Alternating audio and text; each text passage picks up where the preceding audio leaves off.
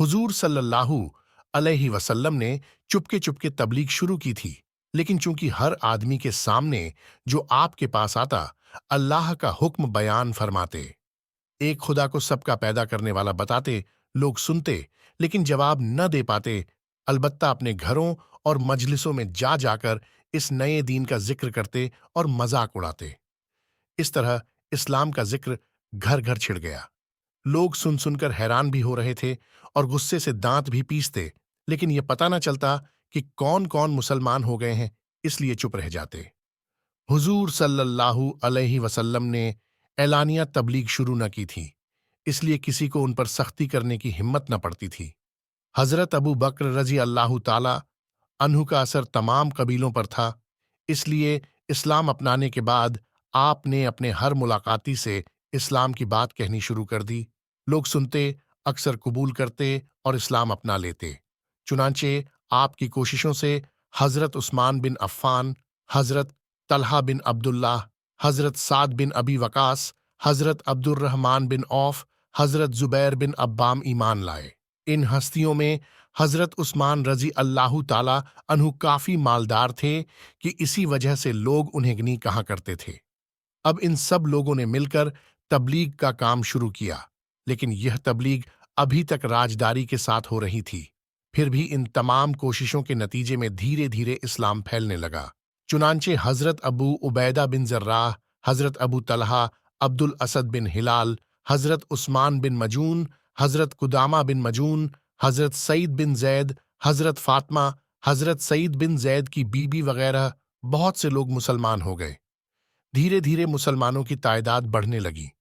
अभी तक सब लोग मक्का के सरदारों से डरते थे, इसलिए अपने इस्लाम को छिपाए हुए थे। नमाज छिपकर पढ़ते थे, या तो अपने घरों के कमरों में घुसकर नमाज अदा करते थे, या पहाड़ों के दरों और ग्रारों में जाकर नमाज पढ़ते थे। पढ़ते चूंकि हर आदमी अपने मुसलमान होने को छिपाता था, इसलिए मुसलमानों को भी मालूम था कि कौन कौन से लोग मुसलमान हो चुके हैं। कुछ दिनों के बाद हजरत उमर, हजरत साद बिन अबी वकास के भाई हजरत अब्दुल्लाह बिन मसूद, हजरत अम्मार बिन यासिर, हजरत खुबैर भी मुसलमान हो गए। जो लोग अभी तक मुसलमान हुए वे अपने अखलाक में सबसे नुमायां थे, लेकिन मालदार बिल्कुल न थे, बल्कि अक्सर तो गुलाम और लौंडियां थीं। उस वक्त के मुसलमान नमाजें भी छिप छिप कर पढ़ते थे। हुजूर सल्लल्लाहु अलैहि वसल्लम अक्सर पहाड़ी दर्रों में जाकर नमाज पढ़ा करते थे। कभी कभी हजरत अली को भी साथ ले जाते थे और अपने साथ नमाज पढ़ाते थे। एक दिन हुजूर सल्लल्लाहु अलैहि वसल्लम हजरत अली रजी अल्लाह ताला अन्हु को साथ लेकर एक दर्रे में पहुंचे। नमाज का वक्त हो गया था। दोनों नमाज पढ़ने लगे। इत्तेफाक से हजरत अली के चचा अबू तालिब उधर से आ निकले। अबू तालिब के साथ हजरत जाफर हजरत अली के भाई भी थे। दोनों करीब खड़े थे। हैरत भरी नजरों से हुजूर सल्लल्लाहु अलैहि वसल्लम और हजरत अली को नमाज पढ़ते हुए देखने लगे। कुछ देर के बाद अबू तालिब ने हजरत जाफर से कहा, हबल की कसम, जिस तरीके पर मोहम्मद नमाज पढ़ रहे हैं बड़ा ही दिल लुभाने वाला तरीका है। जाफर, तू भी अपने चचेरे भाई के बाजू में खड़ा हो जा। फौरन हजरत जाफर दूसरी तरफ खड़े हो गए। नमाज पढ़ते देखा तो हुजूर सल्लल्लाहु अलैहि वसल्लम ने फरमाया, जाफर, तुम मुसलमान हो जाओ। हजरत जाफर ने भी इस्लाम अपना लिया। हुजूर सल्लल्लाहु अलैहि वसल्लम ने दुआ दी, अल्लाह तुझे जन्नत में 2 बाजू दे जिससे तू फिरदौस में उड़ सके। उसी दिन से आपका नाम जाफर तैयार हो गया। जब आप नमाज पढ़ चुके तो आपने अबू तालिब को खड़े देखा। आप सल्लल्लाहु अलैहि वसल्लम ने अपने चचा को सलाम किया। अबू तालिब ने पूछा, बेटे, ये तुम क्या कर रहे हो? चचा, मैं नमाज पढ़ रहा था। अबू तालिब ने हैरान होकर पूछा, नमाज पढ़ रहे थे? तुम्हारे सामने तो कोई खुदा बुत था नहीं। हुजूर सल्लल्लाहु अलैहि वसल्लम ने बताया, मैं बुतों को सामने रखकर नमाज नहीं पढ़ता। फिर किसकी नमाज पढ़ रहे थे? अबू तालिब ने पूछा। उस खुदा की जिसने सब कुछ पैदा किया है।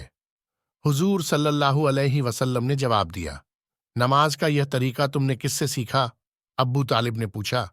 चचा, जिब्राइल फरिश्ते से। आपको बहीरा राहिब का वाकया है, याद है? हाँ, याद है। मुझ पर वही नाजिल होनी शुरू हो गई है। अल्लाह ने मुझे पैगंबरी के लिए चुन लिया है। तुम पर अल्लाह का क्या पैगाम नाजिल हुआ? आपने कुरान की तिलावत शुरू कर दी। ابو طالب سن رہے تھے، ان کے دل پر ان آیتوں کا اثر ہو رہا تھا، بدن کانپنے لگا تھا۔ جب حضور صلی اللہ علیہ وسلم خاموش ہوئے تو ابو طالب نے پوچھا، یہ کون سا مذہب ہے؟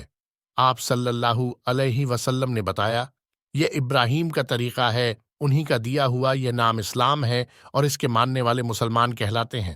ابو طالب بولے، بیٹے، یہ تو بڑا اچھا مذہب ہے، اللہ کی عبادت کا یہ اچھا طریقہ ہے، ہمیں فخر ہے کہ ہمارے خاندان میں نبی پیدا ہوا۔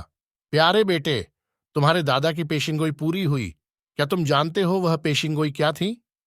نہیں چچا، آپ صلی اللہ علیہ وسلم نے کہا۔ میں بتاتا ہوں، ابو طالب بولے، جب تم پیدا ہوئے تھے تو تمہارے دادا نے تمہارا نام محمد رکھا تھا۔ لوگوں نے اعتراض کیا کہ آپ نے اپنے پوتے کا نام نیا اور نرالا کیوں رکھا؟ تو آپ نے کہا، اس لیے کہ میرا پوتا دنیا میں سورج بن کر چمکے گا۔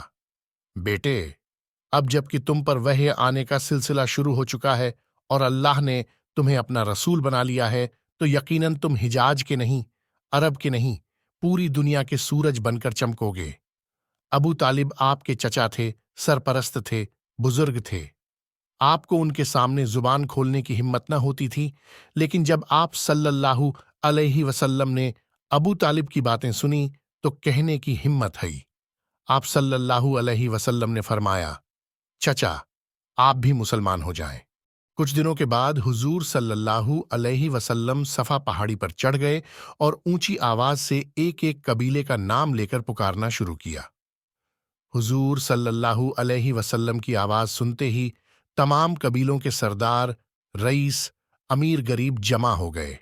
عرب میں طریقہ تھا کہ جب کسی کو کچھ کہنا ہوتا تو کسی اونچی جگہ پر چڑھ کر لوگوں کو بلاتا، جب سب آ جاتے تو جو کچھ کہنا ہوتا کہہ دیتا۔ حضور صلی اللہ علیہ وسلم نے بھی صفا پہاڑی پر چڑھ کر مکہ والوں کو بلایا۔ جب قریب قریب سب لوگ آ گئے تو آپ صلی اللہ علیہ وسلم نے پوچھا، لوگو، تم مجھے کیا سمجھتے ہو؟ ہر طرف سے آوازیں آئیں، آپ امین ہیں، کبھی آپ نے خیانت نہیں کی، آپ صادق ہیں، کبھی آپ جھوٹ نہیں بولے۔ آپ صلی اللہ علیہ وسلم نے فرمایا، اگر میں تمہیں یہ خبر دوں کہ صبح کو یا شام کو دشمن کا حملہ ہونے والا ہے تو کیا تم مجھ کو سچا جانو گے؟ سب نے ایک زبان ہو کر کہا، بے شک سچا جانیں گے، کیونکہ ہم نے آپ کو ہمیشہ بات کا سچا پایا ہے۔ آپ صلی اللہ علیہ وسلم نے فرمایا، اچھا سنو، عذاب الہی نزدیک آ گیا ہے، تم خدا پر ایمان لاؤ، بتوں کی پوجا چھوڑ دو تاکہ عذاب الہی سے بچ جاؤ۔ یہ سنتے ہی پورے مجمع میں شور مچ گیا۔ اپنے معبودوں کے خلاف سنتے ہی کفار چھنجلا اٹھے، بگڑ گئے۔ ابو لہب ہنس پڑا، اس نے کہا، تجھ پر ہلاکت ہو، نعوذ باللہ، کیا تم نے اسی لیے جمع کیا ہے؟ لوگ اتنے بگڑ گئے کہ آپ صلی اللہ علیہ وسلم پر حملے کا ارادہ کر لیا۔ یہ الگ بات ہے کہ حملہ کرنے کی ہمت نہ پڑی۔ ہمت نہ پڑنے کی وجہ یہ تھی کہ حضور صلی اللہ علیہ وسلم بنو ہاشم خاندان سے تھے، جو قریش کا سب سے محترم قبیلہ مانا جاتا تھا، اور اس کے کسی آدمی پر حملہ کرنا آسان نہ تھا۔ اس لیے سب تیش و تاب کھا کر رہ گئے۔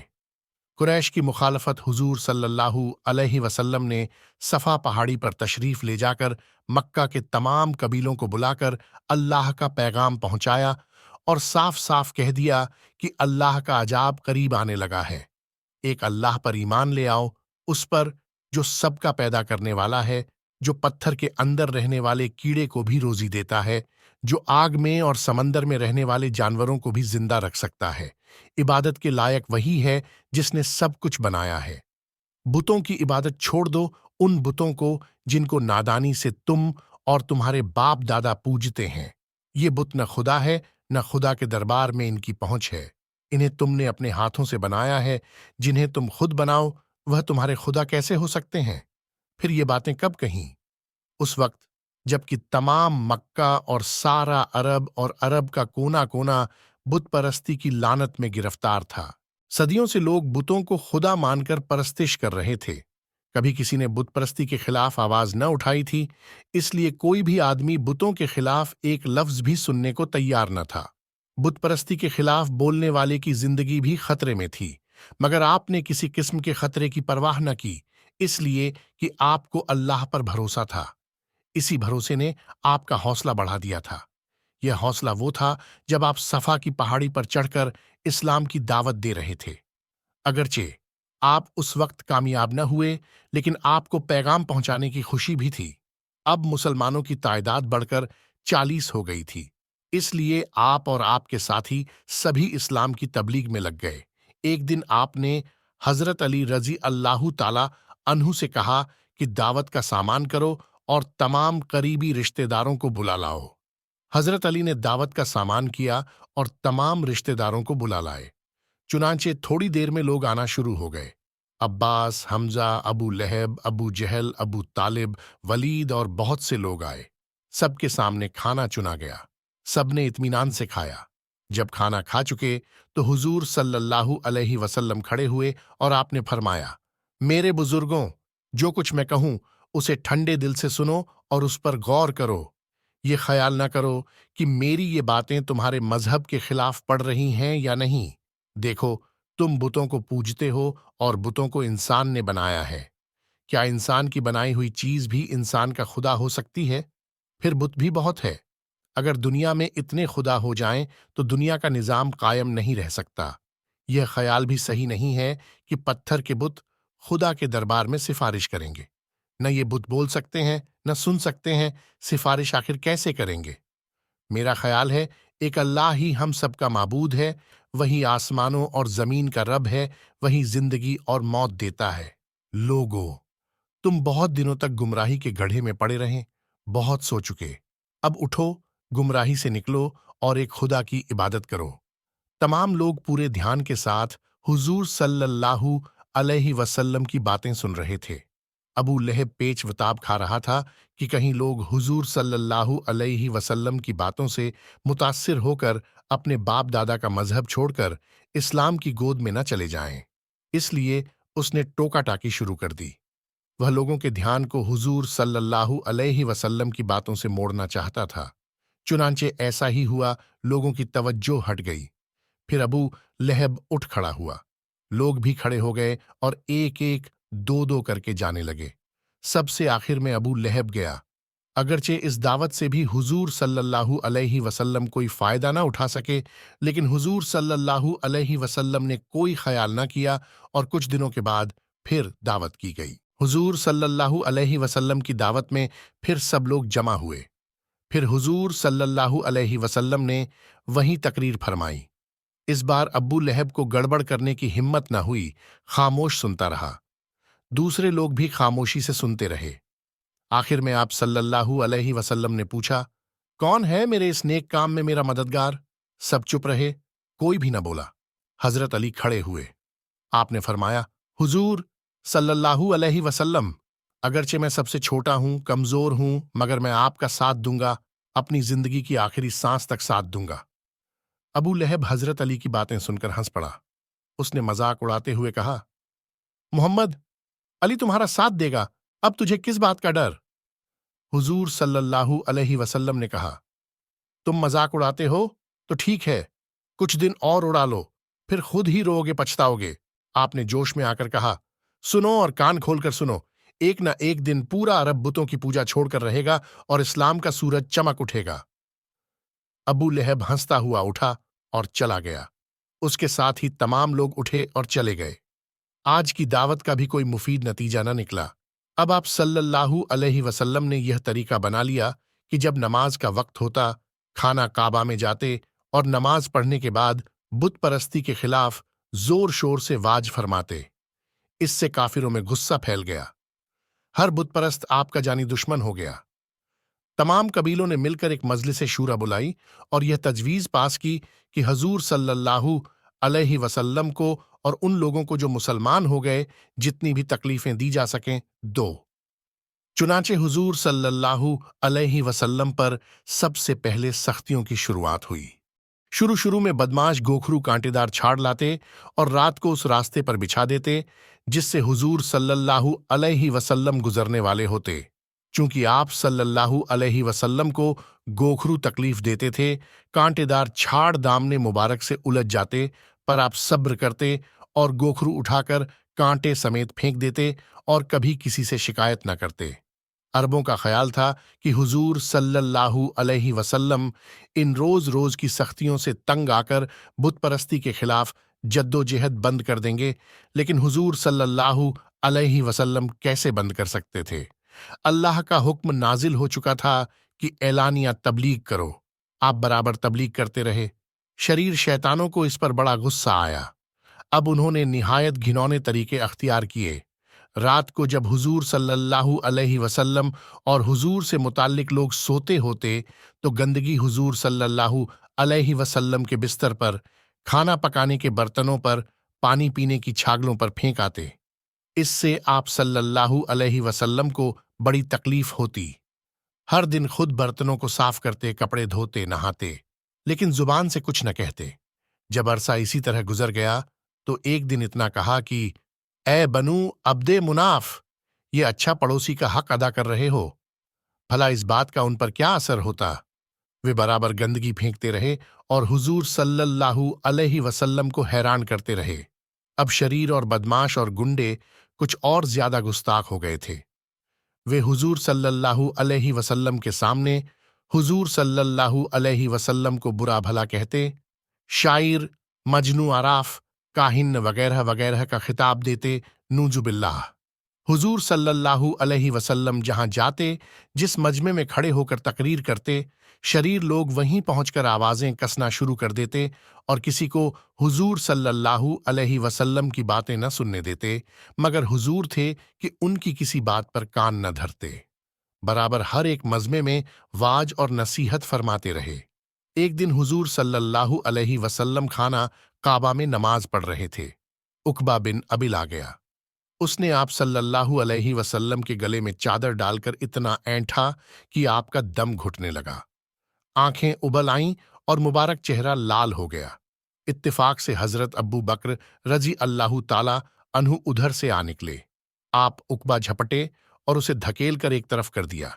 इस बीच बहुत से लोग जमा हो गए। हजरत अबू बकर रजी अल्लाहु ताला अन्हु ने बुलंद आवाज में कहा, क्या तुम ऐसे आदमी को कत्ल करते हो जो कहता है कि मेरा रब अल्लाह है?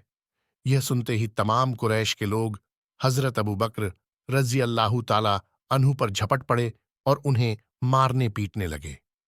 कुरैश के लोग गुस्से से पागल हो रहे थे। इतने में कुछ नेक दिल लोग आ निकले और उन्होंने कह सुनकर हजरत अबू बकर रजी अल्लाहु ताला अन्हु की जान बचाई। इसी तरह एक दिन हुजूर सल्लल्लाहु अलैहि वसल्लम हरम शरीफ में नमाज पढ़ रहे थे। बहुत से लोग आपके पास जमा हो गए। जब आप नमाज पढ़ चुके, तो आपकी शान में गुस्ताखी करने लगे। हजरत हारिस बिन आला करीब ही थे। वह आ गए और उन्होंने शरीर शैतानों को बाज रखना चाहा। लोग उन पर टूट पड़े और उन्हें उसी जगह शहीद कर दिया। हुजूर सल्लल्लाहु अलैहि वसल्लम को उनकी शहादत का बड़ा अफसोस हुआ। इस्लाम की राह में यह पहला खून था जिससे जमीन रंगीन हुई थी। क्योंकि हुजूर सल्लल्लाहु अलैहि वसल्लम तंगा थे, कोई यार व मददगार न था। तमाम मक्का वाले इस बात को खूब जानते थे, इसलिए शैतानों की गुस्ताखियां दिन ब दिन बढ़ती जाती थीं। एक दिन आप बैतुल्लाह शरीफ में नमाज पढ़ रहे थे। अबू जहल भी मौजूद था। अबू जहल ने कहा, बाहर अभी ऊंट ज़िब्ह हुआ है, उसकी ओंझड़ी पड़ी हुई है, कोई उसे उठाकर लाओ और मोहम्मद सल्लल्लाहु अलैहि वसल्लम के ऊपर डाल दो। उकबा ने कहा, मैं लाता हूं। चुनांचे वह गया और दो आदमियों को साथ लेकर ओझड़ी उठवा लाया। जब हुजूर सल्लल्लाहु अलैहि वसल्लम सजदे में गए, तो उसने ओझड़ी आप सल्लल्लाहु अलैहि वसल्लम की पीठ पर रख दी। दुश्मन अपनी इस शैतानी हरकत पर खिलखिलाकर हंसने लगे।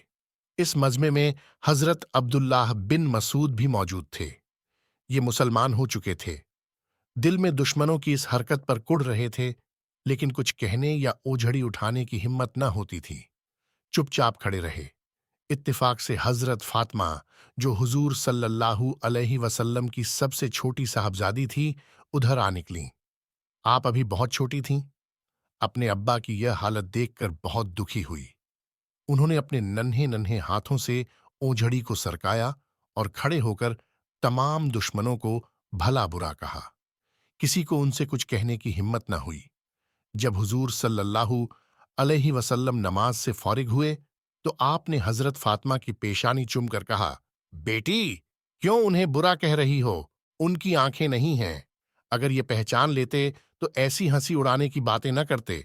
تم ان کو برا بھلا نہ کہو، بلکہ دعا کرو کہ اللہ انہیں دیکھنے اور سمجھنے کی طاقت عطا فرمائے۔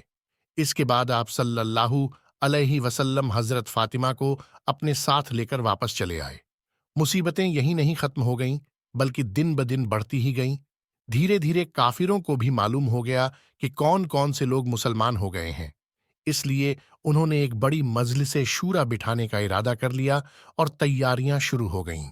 To be continued. انشاء اللہ سیریز کا اگلا حصہ کل پوسٹ کیا جائے گا۔ آپ حضرات سے التجا ہے اسے زیادہ سے زیادہ شیئر کریں اور اپنی رائے بھی دیں۔